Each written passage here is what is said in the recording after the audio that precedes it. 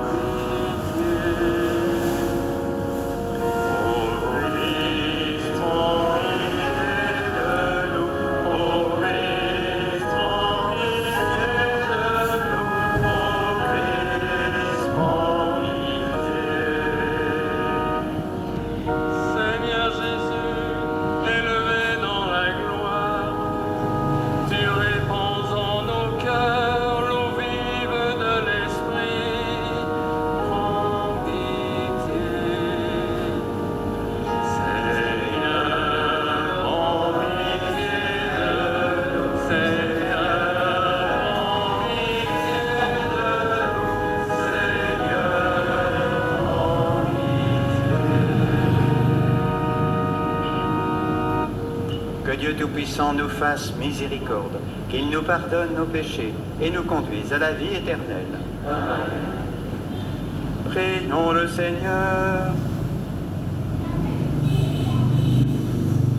Seigneur Dieu, nous en appelons à ta providence, qui sans des saints jamais ne se trompe, et nous te supplions humblement.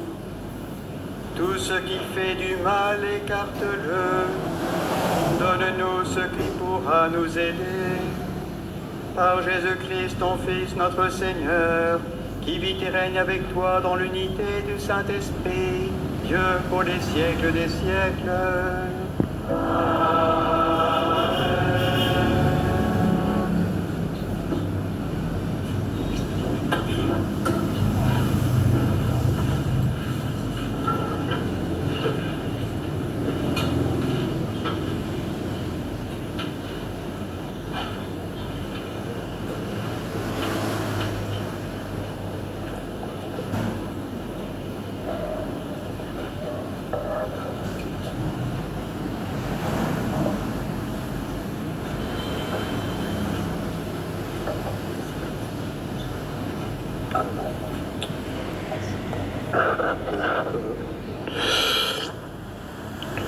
Lecture de la deuxième lettre de Saint Paul, apôtre à Timothée. Bien-aimé, souviens-toi de Jésus-Christ ressuscité d'entre les morts, le descendant de David. Voilà mon évangile. C'est pour lui que Jean dure de la souffrance jusqu'à être enchaîné comme un malfaiteur. Mais on n'enchaîne pas la parole de Dieu. C'est pourquoi je supporte tout pour ce que Dieu a choisi afin qu'ils obtiennent en eux aussi le salut qui est dans le Christ Jésus avec la gloire éternelle. Voici une parole digne de foi. Si nous sommes morts avec lui, nous vivrons. Si nous supportons l'épreuve avec lui, nous régnerons. Si nous le rejetons, lui aussi nous rejettera.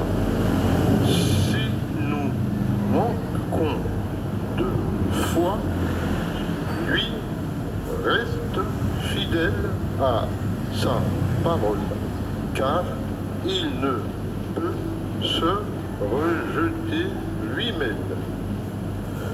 Voilà ce que tu dois rappeler en déclarant solennellement devant Dieu qu'il faut bénir les querelles de mots, ils ne peuvent à rien sinon à perturber ceux qui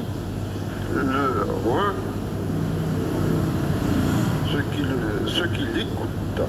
Voilà. Toi-même, efforce-toi de te présenter devant Dieu comme quelqu'un qui a fait ses preuves, un ouvrier qui n'a pas à rougir de ce qu'il a fait et qui trace tout droit le chemin de la parole de vérité, parole de Dieu, du Seigneur.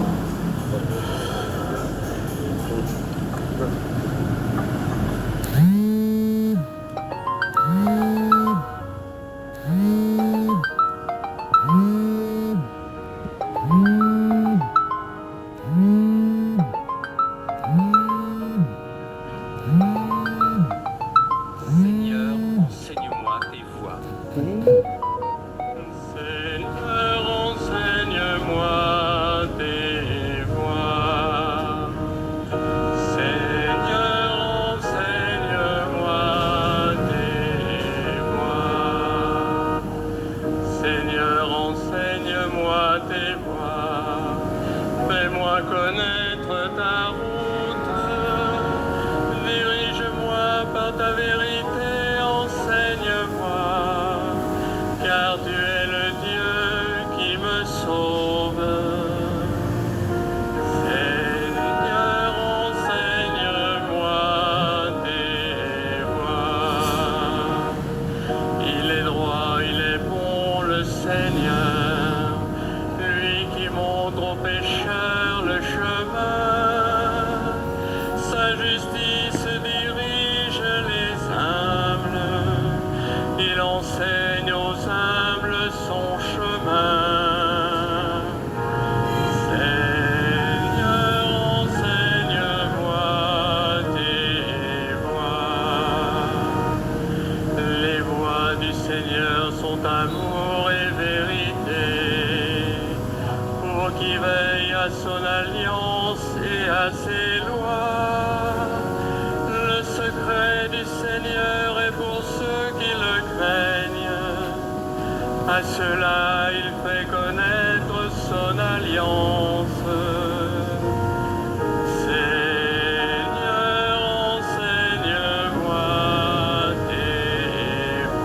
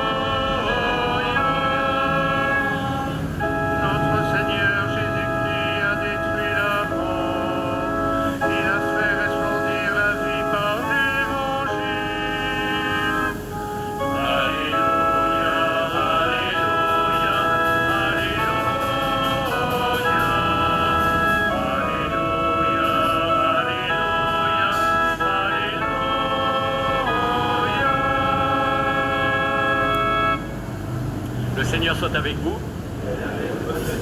Évangile de Jésus-Christ selon saint Marc. En ce temps-là, un scribe s'avança pour demander à Jésus « Quel est le premier de tous les commandements ?» Jésus lui fit cette réponse « Voici le premier. Écoute Israël, le Seigneur notre Dieu est l'unique Seigneur. Tu aimeras le Seigneur ton Dieu de tout ton cœur, de toute ton âme, de tout ton esprit et de toute ta force. Et voici le second, tu aimeras ton prochain comme toi-même. Il n'y a pas de commandement plus grand que cela. » Le scribe reprit, « Fort bien, maître, tu as dit vrai. Dieu est l'unique et il n'y en a pas d'autre que lui. L'aimer de tout son cœur, de toute son intelligence, de toute sa force, et aimer son prochain comme soi-même, vaut mieux que toute offrande d'holocauste et de sacrifice. » Jésus, voyant qu'il avait fait une remarque judicieuse, lui dit « Tu n'es pas loin du royaume de Dieu. » Et personne n'osait plus l'interroger. Acclamons la parole de Dieu.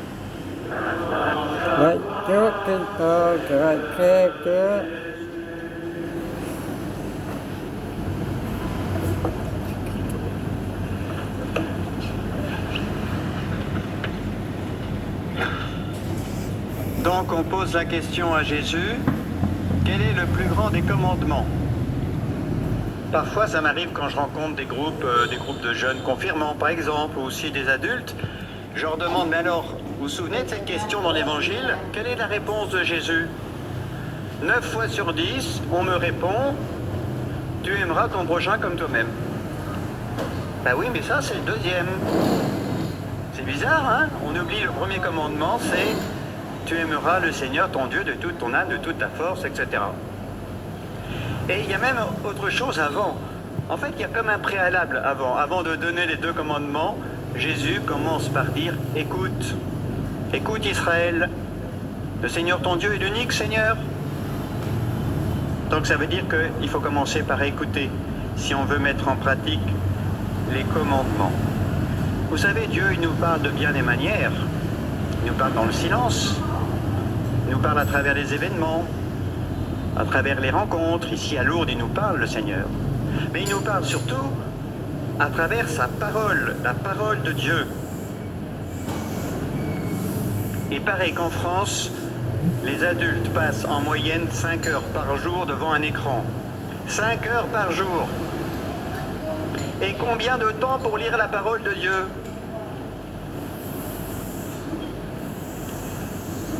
Parfois on me dit, bah oui, mais enfin quand on vient à la messe, on écoute la parole de Dieu. Ben, c'est vrai. Mais vous avez remarqué que parfois à la sortie de la messe, si on vous demande, ça parlait de quoi la première lecture? Parfois on a du mal à répondre, hein, parce que c'est entré par une oreille, c'est sorti par l'autre. Moi si j'avais un conseil à vous donner, c'est quand vous allez à la messe, le jour où vous allez à la messe, le matin, chez vous, vous lisez les textes. Et puis vous vous demandez qu'est-ce que le Seigneur va me dire aujourd'hui. Vous verrez, la parole de Dieu va davantage s'imprégner dans vos cœurs. Écoute Israël, le Seigneur ton Dieu est l'unique Seigneur. Ça veut dire qu'il n'y a pas d'autre Dieu, il n'y a pas d'autre sauveur. Le Seigneur est ton seul sauveur et tu ne l'écoutes pas. Mais il faut être fou. Vous imaginez, vous êtes dans un immeuble en flammes, et puis il y a un pompier qui arrive là, avec la grande échelle, il frappe à la fenêtre. Vous n'écoutez pas parce que vous êtes en train d'écouter, de voir Netflix ou je ne sais pas trop quoi là. Mais il faut être fou. Il faut être fou pour ne pas écouter la parole de Dieu. Donc il faut commencer par écouter. Après, il y a le premier commandement. Tu aimeras le Seigneur ton Dieu de tout ton cœur, de toute ton âme, de toute ta force. Autrement dit, il faut être des amoureux de Dieu. C'est pas compliqué, des amoureux de Dieu. Parfois les gens ils disent oh ben moi je voudrais bien être amoureux de Dieu, mais enfin il faudrait que je connaisse un peu plus. Et si tu ne l'écoutes pas, comment tu peux le connaître? Lis sa parole et tu verras qu'il a donné sa vie pour toi, par amour, parce qu'il t'aime. Fais le chemin de croix et tu vas voir combien il a souffert pour toi. Va te confesser et tu vas faire l'expérience de la miséricorde de Dieu. Dieu se manifeste à ceux qui le cherchent. Cherche le Seigneur et tu vas voir, tu vas faire l'expérience de son amour pour toi. Et alors, tu pourras l'aimer en retour. Et tu pourras lui dire chaque jour, dans le secret de ton cœur, Seigneur, tu sais bien que je t'aime. Oh, je ne t'aime pas assez. Aide-moi à t'aimer davantage. Ensuite, il y a le deuxième commandement. Tu aimeras ton prochain comme toi-même. Comme toi-même. Ça, c'est dur. Ça, faut reconnaître que c'est difficile. Déjà, nos amis, ceux que nous aimons, déjà les aimer autant qu'on s'aime soi-même, c'est pas si facile. Mais le prochain, c'est pas que les amis. Le prochain, ça peut être, je sais pas, le SDF que je croise dans la rue. Le prochain, ça peut être mon voisin qui m'agace parce qu'il n'arrête pas de faire du bruit. Ça peut être mon ex ou je sais pas qui. Et là, on se rend compte que c'est pas facile d'être aussi préoccupé de l'autre que de moi-même. En fait, aimer son prochain comme soi-même, aucun de nous n'y arrive parfaitement. Mais si je laisse une place à Jésus dans ma vie, si j'accueille vraiment Jésus dans ma vie, alors peu à peu, je me rends compte que j'arrive à me décentrer de moi-même, être un peu moins préoccupé de moi-même et un peu plus des autres. Je me surprends à faire du bien à des gens pour qui je n'ai aucune attirance. C'est ça l'amour du prochain. Et là, je me rends compte que je grandis dans l'amour. Il y a encore une chose que je voudrais souligner dans cet évangile, c'est cette phrase que Jésus approuve quand l'homme dit « Aimer Dieu de tout son cœur, aimer son prochain comme soi-même, vaut mieux que tous les sacrifices et les holocaustes. » Alors c'est vrai, on pourrait dire « Bon, de toute façon les sacrifices c'est fini, ça on n'offre plus des taureaux et des agneaux, tout ça c'est fini. » Oui, c'est vrai, mais parfois on peut quand même être dans la négociation avec le Seigneur, faire du commerce. Bon Seigneur, c'est promis, si tu accèdes à ma demande, je t'offrirai ceci, cela. On fait du commerce. C'est comme les sacrifices en fait. Hein. C'est vrai, on n'offre plus des taureaux en sacrifice. Mais Saint Paul écrit dans la lettre aux Romains, faites de votre vie un sacrifice saint. Et donc, ce n'est pas des taureaux qu'il faut offrir au Seigneur, c'est notre vie. Ça veut dire déjà faire le choix de faire la volonté de Dieu. Ça veut dire aussi lui offrir les contrariétés et les petites épreuves du quotidien. Vous avez entendu dans la première lecture, Saint Paul dit « Si nous sommes morts avec le Christ, avec lui nous vivrons. Si nous supportons l'épreuve, avec lui nous régnerons. » Supporter l'épreuve. Ça, c'est dur à entendre quand on est malade ou handicapé, quand l'épreuve est lourde à porter. Supporter l'épreuve, en fait, c'est une invitation de Jésus qui nous dit « Je suis avec toi dans ton épreuve. Ne te durcis pas, ne te révolte pas. Ne la vis pas tout seul, vis-la avec moi. Même si tu ne comprends pas, fais-moi confiance.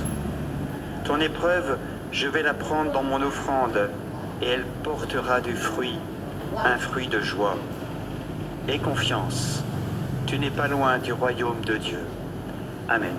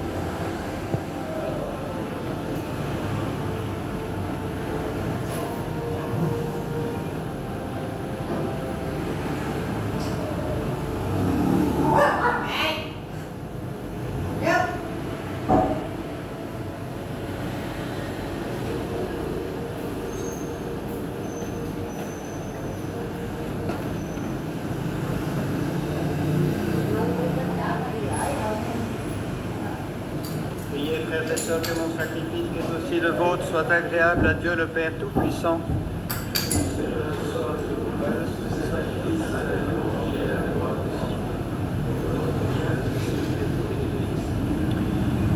Confiant dans ta tendresse, Seigneur, nous approchons de ton autel avec respect en apportant nos présents.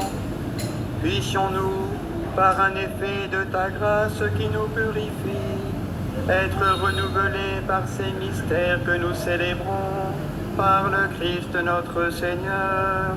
Amen. Le Seigneur soit avec vous. Et avec ton esprit. Élevons notre cœur. Rendons grâce au Seigneur notre Dieu.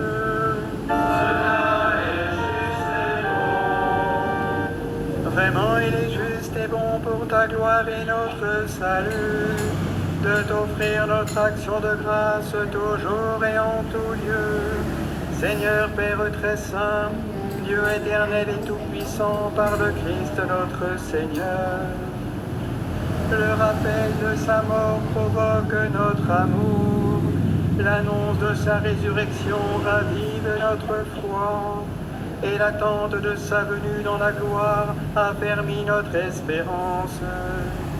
C'est pourquoi, avec les saints et tous les anges, nous te louons et sans fin nous proclamons.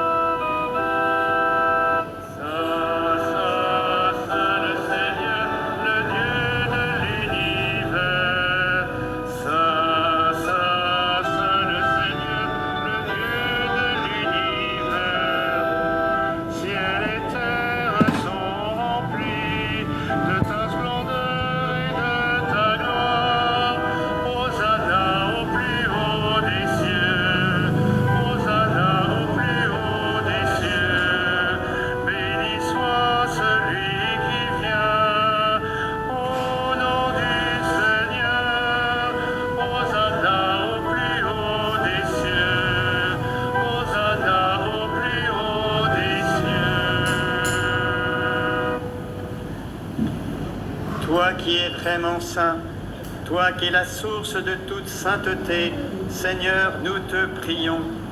Sanctifie ces offrandes en répandant sur elles ton esprit, qu'elles deviennent pour nous le corps et le sang de Jésus, le Christ notre Seigneur.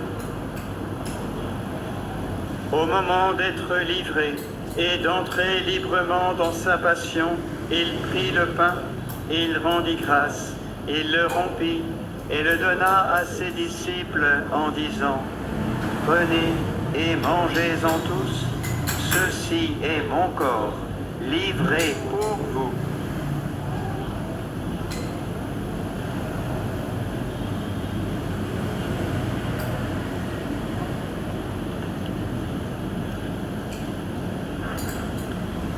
De même, après le repas, il prit la coupe.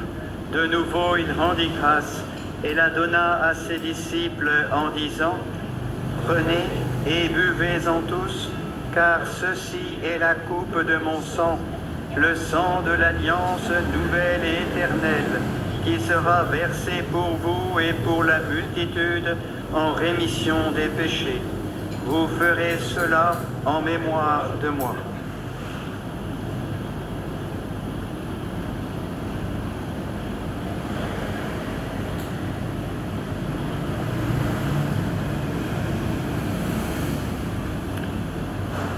Proclamons le mystère de la foi.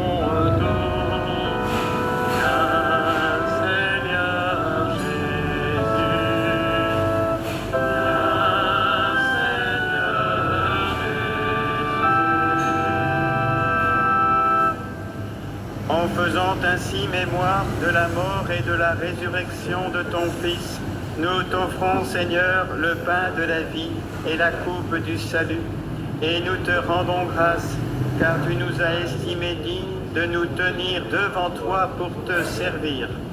Humblement, nous te demandons qu'en ayant part au corps et au sang du Christ, nous soyons rassemblés par l'Esprit Saint en un seul corps. Souviens-toi, Seigneur, de ton Église répandue à travers le monde. Fais-la grandir dans ta charité en union avec notre pape François, notre évêque Jean-Marc et tous les évêques, les prêtres et les diacres.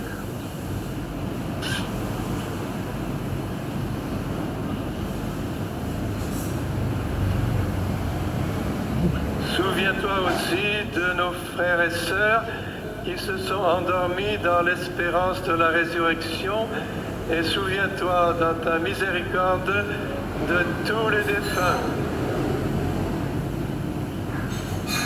Accueille-les dans la lumière de ton visage.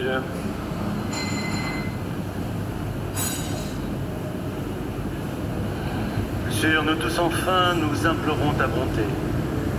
Permets qu'avec la Vierge Marie, la bienheureuse Mère de Dieu, avec Saint Joseph, son époux, les apôtres et tous les saints qui ont fait ta joie au long des âges, nous ayons part à la vie éternelle et que nous chantions ta louange et ta gloire par ton Fils Jésus le Christ. Par lui, avec lui et en lui, à toi, Dieu le Père Tout-Puissant, dans l'unité du Saint-Esprit, tout honneur et toute gloire, pour les siècles des siècles.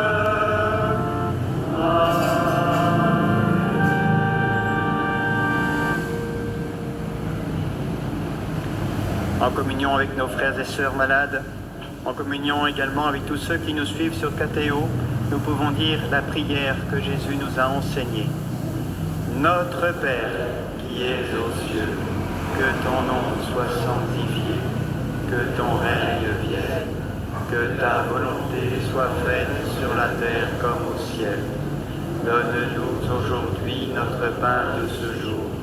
Pardonne-nous nos offenses, comme nous pardonnons aussi à ceux qui nous ont offensés.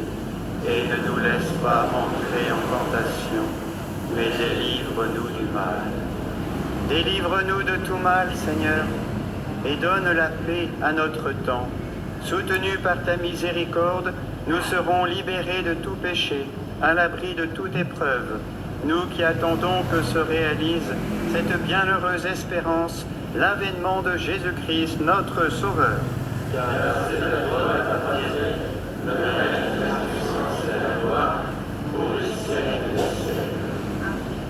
Seigneur Jésus-Christ, tu as dit à tes apôtres, je vous laisse la paix, je vous donne ma paix. Ne regarde pas nos péchés, mais la foi de ton Église. Pour que ta volonté s'accomplisse, donne-lui toujours cette paix et conduis-la vers l'unité parfaite, toi qui vis et règnes pour les siècles des siècles. Amen. Que la paix du Seigneur soit toujours avec vous. Et avec votre esprit. Frères et sœurs, dans la charité du Christ, échangeons un geste, un signe de paix.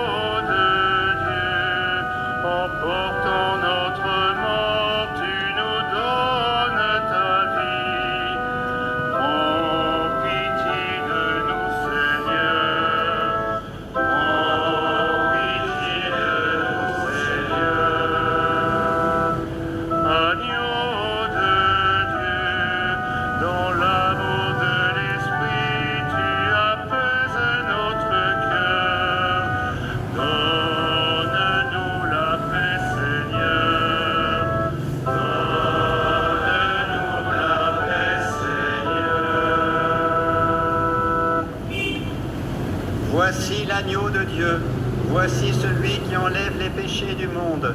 Heureux les invités au repas des noces de l'agneau. Seigneur, je ne suis pas digne de te recevoir, mais dis seulement une parole et je serai guéri.